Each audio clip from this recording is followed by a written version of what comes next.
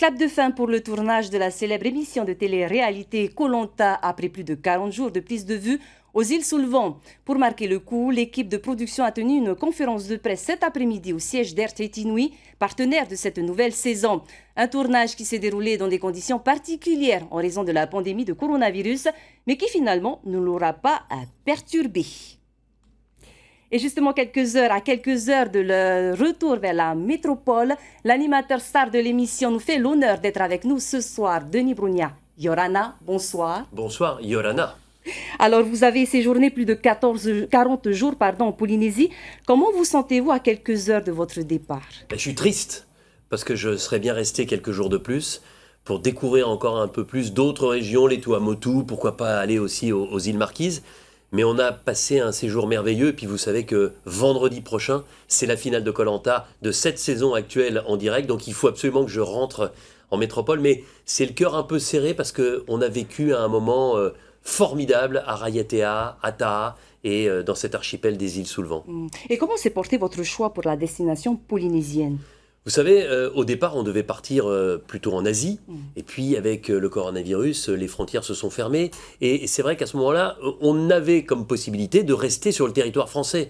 Et quand on dit territoire français, zone paradisiaque qui peut correspondre à Koh Lanta, on s'arrête très rapidement sur la Polynésie.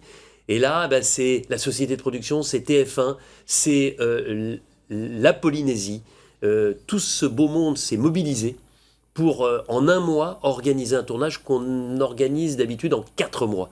Et c'est parce qu'il y a eu une vraie réactivité ici, c'est parce qu'on y a cru, c'est parce que vous y avez cru ici en Polynésie qu'on a pu organiser ça. Et franchement, on est heureux parce que les îles sous le vent, mais c'est juste sublime. Les Motus derrière Taha, mais c'est un paysage typiquement Koh Lanta, et je suis persuadé que les Français en métropole notamment vont encore mieux découvrir la Polynésie à travers Koh Lanta. Vous avez cité Taha, d'où est originaire aussi Tehe Ura, qui a brillé à plusieurs reprises dans Koh Lanta. C'est là aussi que s'est porté votre choix? Alors, c'est pas le hasard, mais c'est un symbole fort, parce que Tehe Ura, c'est un candidat emblématique de Koh Lanta, c'est une personnalité chez vous, mais c'est quelqu'un qui a rapproché la Polynésie de la métropole depuis des années grâce à ses performances dans Koh Lanta, grâce à ce qu'il a apporté, parce qu'il sait faire des choses qu'on ne sait pas faire en métropole, parce qu'il a vécu toute son enfance, son adolescence. Il participe à cette édition également? Mais non, il ne participe pas à cette édition. Il était candidat. Va apparaître peut-être? Ah, écoutez, Dieu seul le sait. En tout cas, j'ai eu la chance d'aller le voir à Taha, de rencontrer ses parents, d'aller dans son univers. On est allé dans les endroits où il jouait quand il était enfant. L'opportunité, c'est qu'il était ici pour le Salon du Livre, pour présenter son autobiographie. Et le Salon du Livre, c'était en ce moment. Le Salon du Livre ne s'est pas organisé par rapport aux dates de Koh Lanta. Mais en tout cas, j'étais ravi de le voir là-bas. Et puis, patientez un petit peu, vous verrez. Alors, est-ce qu'il y a des nouveautés pour cette nouvelle édition? Il y a plein de nouveautés, mais comme je le dis souvent, tant qu'une saison n'est pas terminée, je ne parle pas de la suivante. Donc, il y a des nouveautés dans l'organisation globale, il y a des nouveaux jeux, il y a évidemment des nouveaux candidats. Ce ne sont que des nouveaux qui viennent d'un peu partout en métropole. Et je ne vous en dirai pas beaucoup plus. Ce que je peux vous dire simplement, c'est que les candidats ont été très surpris par ces nouveautés et que quand les candidats sont surpris, forcément, derrière, par ricochet, les téléspectateurs le sont encore plus. Alors, Denis Brugna, cette émission vous a amené donc à visiter de nombreux sites idylliques à travers le monde. Qu'est-ce que vous avez découvert en Polynésie que vous n'avez pas vu ailleurs? J'ai découvert une chaleur humaine absolument incroyable. Franchement, on a travaillé avec des Polynésiens, avec des gens de Taha, de Raiatea notamment, mais on a l'impression qu'on a toujours travaillé ensemble. On a l'impression qu'on se connaît depuis tellement longtemps. Il y a une chaleur dans l'accueil. Mais je l'ai vu sur le tournage, mais pas uniquement. J'ai eu la chance de faire beaucoup de vélo autour de Raiatea, autour de Taha, des centaines et des centaines de kilomètres. Mais le contact avec la population, même si on gardait nos distances avec les gestes barrières, est tellement fort. Les gens, les collaborateurs qui étaient avec nous se sont intégrés parfaitement bien. Et j'ai envie de vous dire que c'est la simplicité, le travail, la chaleur humaine et la convivialité. Voilà ce qui m'a surpris, indépendamment des paysages, parce que c'est vrai que j'ai eu la chance de faire le tour du monde des plus belles îles.